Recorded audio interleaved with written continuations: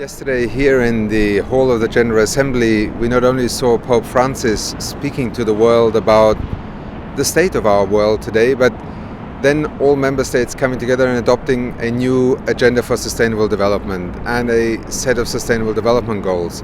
Now, to some, that may just mean another set of targets and goals, but to those who have been part of developing this agenda, they know that this is something very different.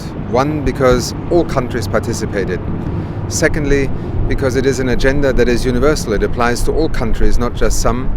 And thirdly, from the perspective of environmental sustainability, it is an integrated agenda. Environment is no longer an afterthought. It is not just a pillar, it is woven into these goals.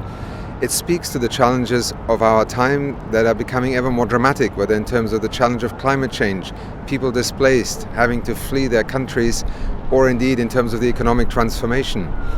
And part of what we have seen yesterday is also a unique kind of consensus emerging that this is the direction we need to go, whether from the perspective of economic rationale, managing risks, making our societies, economies, our environment more resilient, or indeed from a justice point of view. And again, this really echoes the sentiments that Pope Francis put before us yesterday.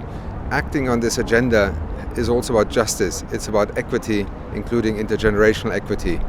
If we can transport from, as the Secretary General called yesterday, the General Assembly Hall, that sacred hall of where the people of the world come together, to where people live, where people can act and make a difference, then this agenda and these goals will truly make a difference.